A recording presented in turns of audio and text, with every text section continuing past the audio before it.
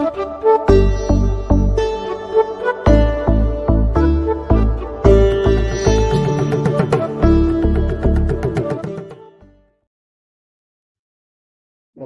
and welcome to episode 4 of volume 1, where we continue to reflect on Deivathin Kural, compiled by R. Ganapati and containing the essence of the discourses of the Paramacharya of Kanchi, Sri Chandrasekhar Saraswati.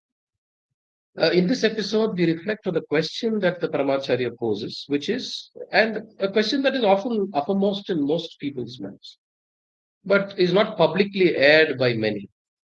This is a question that many of us have either asked ourselves at some point in time, and some of us perhaps ask it more often than once. And this is and I think this is a question that we must confront and face as individuals. And the question is this: why do we need a God? And why do we worship a God? And to what end? Why should we even do it? And in a sense, this is a continuation of the earlier episodes which discussed Advaitam. But since the title is the chapter is different, I again used the English translation of the title for this episode. Now, continuing with continuing this reflection on this question, we all know that we live in a deterministic world where we think it is we who determine all things in life, and this is the reason we make plans for the future and plan each day so meticulously, so that nothing goes wrong. Now, planning is not wrong in any sense of the term, but have we asked ourselves if we really do have as much control over our lives as we think we do? Uh, Sri Ramana Maharshi, who had gone away from home, and after several years, his mother traced him and came to meet him. But he refused to speak with her or to respond to any of our questions. And therefore, finally, he agreed to give her a written reply. And this is what he said. This was in response to her pleading with him to come back home with her. And I read that responsibility. The ordainer controls the fate of souls in accordance with their prarabdha karma. Whatever is destined not to happen will not happen.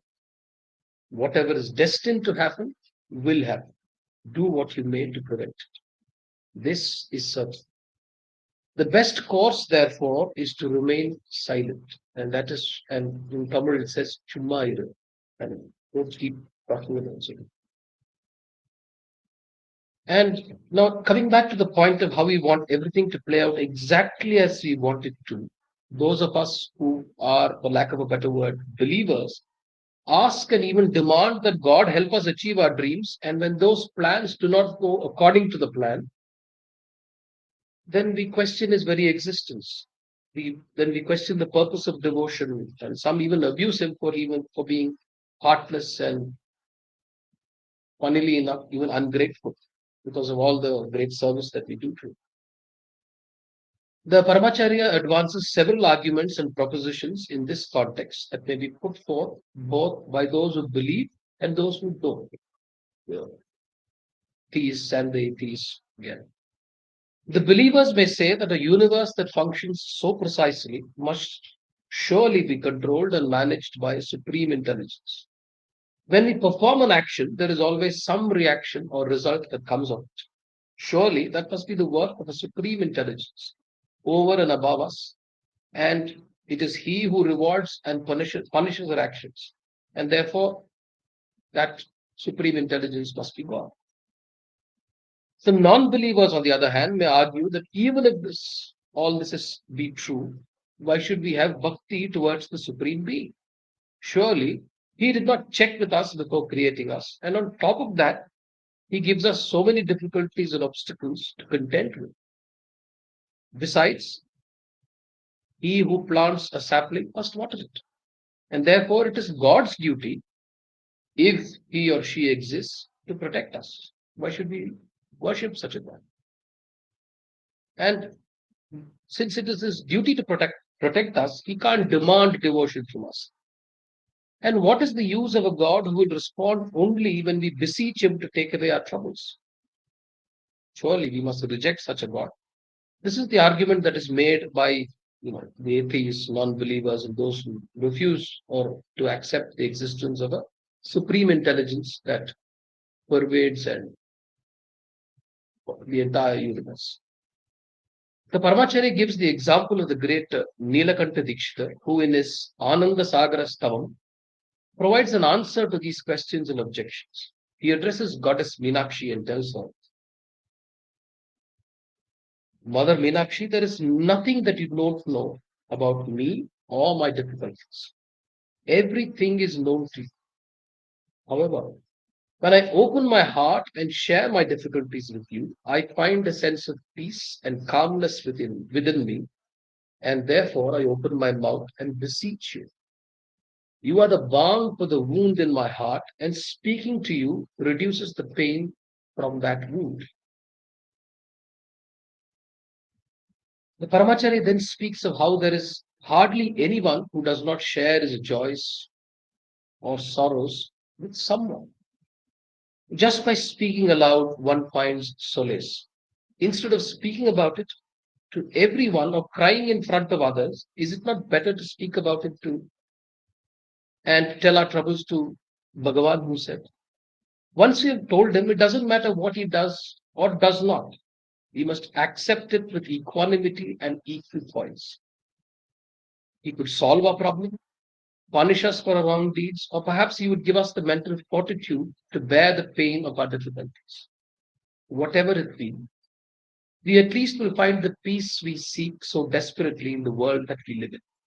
And shouldn't that be enough? All devotion, all sadhana, all worship has a dual purpose: the attainment of equanimity and the attainment of equipoise. It is this state alone that acts as the bulwark against the eight arrows of life: praise and criticism, pleasure and pain, success and failure, fame and disrepute, the classical pairs of opposites that every human faces. The Paramacharya further notes how both sorrow and happiness shake up the mind and cause it to be unsteady. The purpose of bhakti and devotion is to steady the mind because neither happiness nor sorrow is permanent. They are ephemeral and fleeting. True anandam, that is bliss, is reached only when the thought waves that rise and fall within our minds stops and the mind becomes steady and absolutely thoughtless. That is the state we all seek. This state of calmness and equanimity is the permanent state of Ishvara. And it is He that we seek, because in seeking Him, we get to the state that He represents, which is that state of equanimity. One of the names for Ishvara, the Universal Father, is Sthanu. He who is unshakable and firm and is like the trunk of an ancient tree. The tree is alive, but it appears as if it has no feelings or emotions. Ambal, the Universal Mother, is the creeper who has wrapped and wound herself tightly around this tree. This creeper is known by the name Aparna, meaning the creeper without leaves. She too is alive, but unshaken by the tumult of emotions and emotional upheavals that all of us face. She who is throbbing with life but undisturbed by the upsurge of emotions has wound herself around he who is alive and but appears lifeless. If he is jnana, she is shanti, and it is these that each one of us seeks: wisdom and peace. The wisdom to know who we are and the equipoise that gives us peace. This is the only reason for bhakti and devotion and nothing else. It doesn't matter why we approach him initially. Perhaps we're doing it to find solutions to our problems. Or perhaps it is to express our gratitude for the benevolence bestowed upon us. Whatever be the reason, we will see that as our devotion matures, we gradually reach a stage where we stop this constant seeking after pleasure, as the case may be, of freedom from our sorrows. We realize the lightness that comes from unburdening ourselves in front of Bhagavan. We also develop the maturity to accept what comes our way and say, I have unburdened myself, and now let him lead me along the path he deems fit. I shall walk on that path because I know now that he walks along with me. When we do this, we will see a sense of calmness and peace slowly diffuse through our entire being, and we find a deep peace settling into us. This is the gift that comes with the practice of devotion and bhakti. Our mind stops seeking or worrying and settles down into that state of equanimity and equipoise that so many seek, but very few actually end up finding or holding on to. There is no wealth greater than a calm and settled mind. While simple devotion and bhakti to an external God is good, the argument that can be made by some people would be, isn't dhyanam, atma vicharam, yogam, meditation, self-inquiry, all of these, aren't they better tools than this bhakti and beseeching an eternal external God? Hasn't Shankara himself spoken about Advaita Siddhanta? Isn't the Advaitic state far beyond bhakti, far greater than bhakti? Why should we indulge in all this when we have better tools like meditation, reflection, and contemplation? These are questions that one could possibly ask. The Paramacharya responds to these questions at two levels. He quotes Adi Shankara's definition of bhakti, where he says that of the many upayas that help us to reach the goal of moksha or liberation, bhakti is the most important. However, in the same breath, Shankara being Shankara gives us a new and very different definition for this bhakti. He says, each individual must inquire into the nature of his Atman or soul, contemplate and reflect upon this, find the true nature of the soul, and then immerse himself or herself in that state. This is true bhakti. So says Shankara. Then, therefore, are we to assume that Shankara is speaking of Atma Vichara, self inquiry, and not Devata Upasana?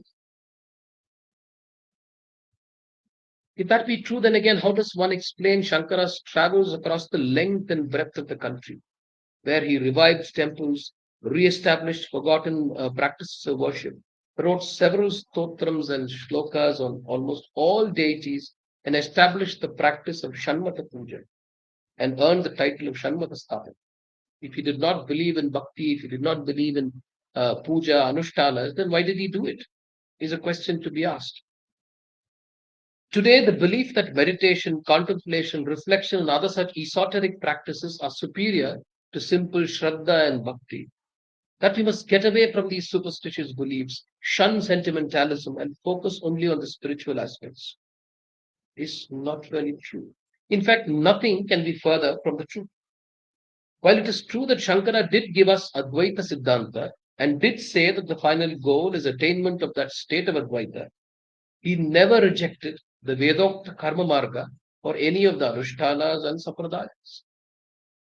In fact, he was clear that these are essential and must be followed by all. The Advaitic state is a consequence and not a means. It comes from several years and generations of gradual progression of the Atman. It is a natural state that comes on its own and not something that can be claimed through verbal assertions. For the large bulk of the population, the chitta is chanchala, unsteady and weak, easily rattled by the trials and tribulations of daily life. Additionally, our mind is constantly thinking and moving from one thought wave to another. Even as we think of one thing that we want to do, the mind jumps to another. There is no end to the thought waves that keep dashing against the shores of our mind. There's an interesting allegory, I think, that Shankara gives, and I think it's something that's found in most Upanishads. They say that the mind is like a monkey, and true to its nature, it leaps from one tree to the other. And on top of that, the monkey has drunk alcohol. And you can imagine its state. And on top of all of that, the monkey has been stung by a scorpion. That is how our minds work. And like I said, there is no end to this constant thought waves that keep dashing against the shores of our mind. If this is a state, how can we find peace even in meditation, contemplation, and reflection? Perhaps we'll find some benefits. There is no denying that. But that too is ephemeral. That is why we establish rituals, practices that align our mind and give it something to hold on. Eknath Ishwaran, the author and teacher, often used to quote the example of the temple elephant that was made to walk through the narrow streets of his hometown of Kerala. These streets near the temple are lined with shops containing stuff that elephants love, bananas, coconuts, and so on. A normal elephant would run riot in such a setting. However, the mahout gives the temple elephant a small stick to hold on to in her trunk, and she walks calmly through the narrow streets without reaching out for any of the goodies that line the street. That is what rituals and praxis do for us. Give our mind something to hold on to and not be caught in the cycle of relentless thought waves that come and go, keep coming back again. Most of us are unable to reflect on our souls, turn our mind inwards, and then lose it to the depths of our soul, as Shankara defines bhakti to be. Therefore, we need bhakti and Devata Upasana. And Devata Upasana through bhakti. At some point in the distant future, we may get the Advaita Anubhava of oneness, but till such time, we must wait and do what our scriptures ask us to do. This is acharana. The word comes from charana, to walk on the path, and acharana, to practice. What explains this inability to calm the chitta consciousness? It is a result of our purva karmas, including purva janma karma. None of us can claim to be pure and pristine.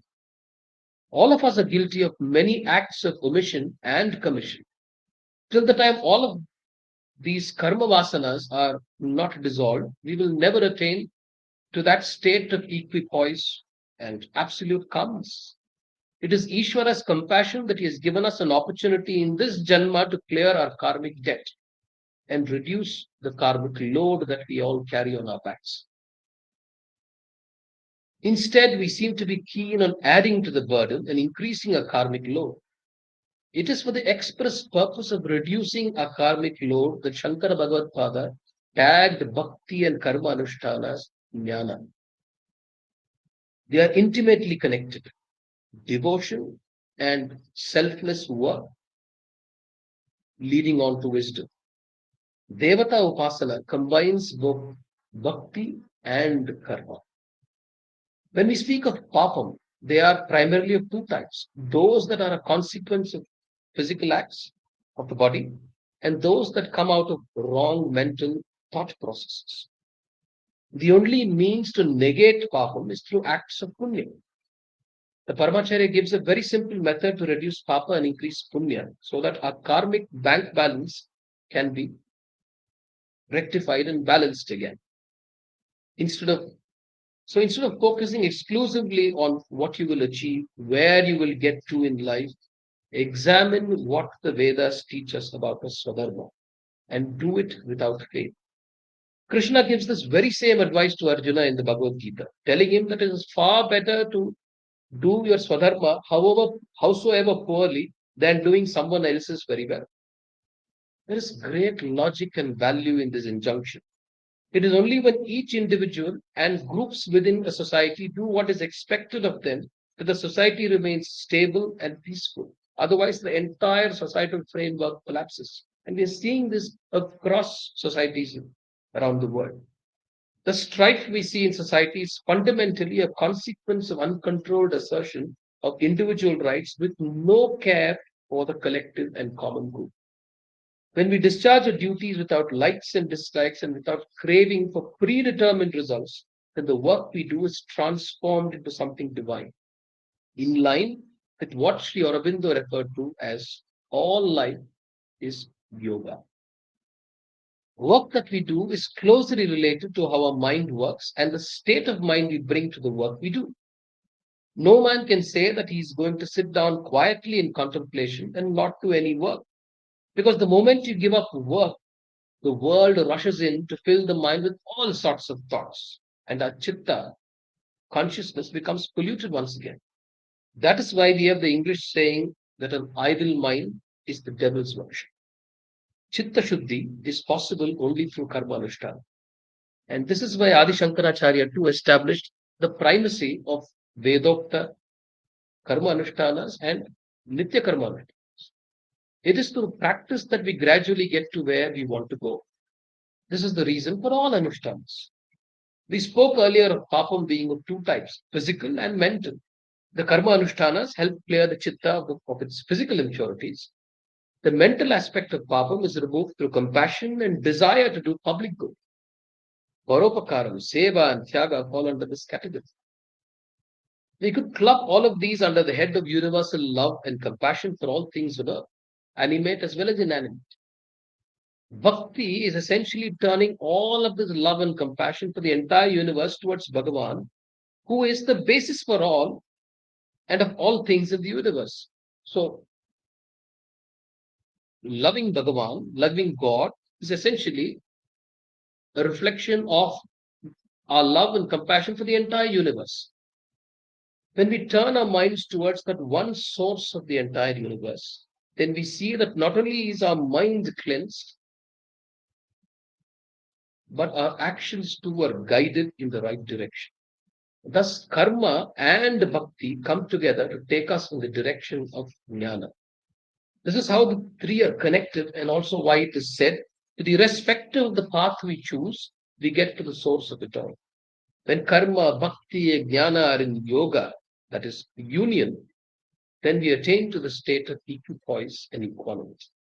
That is why Shankara Bhagavad and that is what Shankara Bhagavad meant when he gave us the anushtanas and the shanmata prakriti. Karma and bhakti are the steps to Advaita Jnana. Japa, puja, pilgrimage are all means to the same end. It is through these means that we reach the state of thoughtlessness when the mind calms down and the constant crashing of the waves subsides in the ananda of a steady mind. There is little value in speaking of Advaita and spouting philosophy when we are nowhere close to even a fleeting experience of that state. Humility demands that we first get to that state, or at least tread on the path towards that state before speaking of it.